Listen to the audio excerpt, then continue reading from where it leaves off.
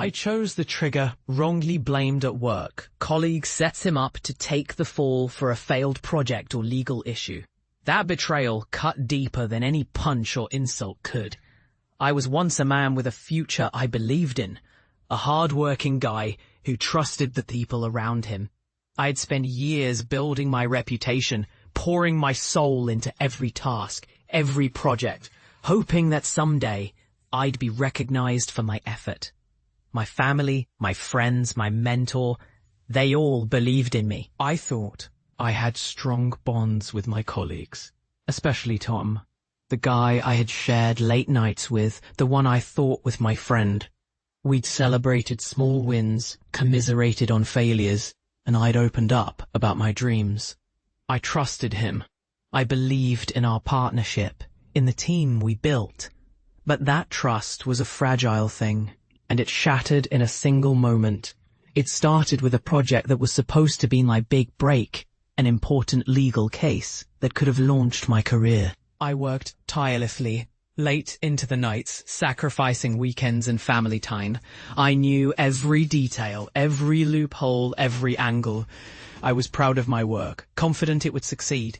Then, the day of the verdict, everything went wrong. The project failed spectacularly, and I was the one blamed. I was called into the boss's office, blindsided by accusations I knew I didn't deserve. Tom was sitting there, smirking, a look of satisfaction in his eyes. The evidence was manipulated, the facts twisted, and I was painted as the villain. Irresponsible, careless, incompetent. My reputation was on the line, and I felt my world collapsing around me. That moment of betrayal plunged me into darkness. I was humiliated in front of everyone, my confidence shattered. I questioned everything, myself, my worth, my trust in those I thought were my friends. But I refused to give in. I sank into silence, into a quiet rage that simmered beneath my skin. I started to observe, to listen. I did my homework, digging into the details that had been hidden, uncovering the lies and the manipulation behind the scenes. I watched Tom, saw how he played the game, flattering the boss, spreading rumors, taking credit for work he never did. I could smell the cheap cologne he wore, hear the hollow confidence in his voice, see the greed flashing in his eyes. I kept my anger locked away, knowing that revenge needed patience. I built my plans slowly, carefully. I gathered allies, people who saw the truth, who believed in fairness. I didn't rush. I knew timing was everything. I stayed quiet, working behind the scenes, sharpening my tools, strengthening my case. I smuggled evidence, documented every lie, every false statement. My senses heightened, the cold steel of my resolve, the faint hum of my computer as I pieced everything together. I felt the weight of betrayal pressing down, but I used it as fuel. I stayed in the shadows, watching Tom's every move, waiting for the perfect moment. Then, one day, the opportunity came. During a company meeting, as Tom strutted confidently, trying to take credit for a project I had led, I stepped forward. My voice was calm but firm, cutting through the room like a blade.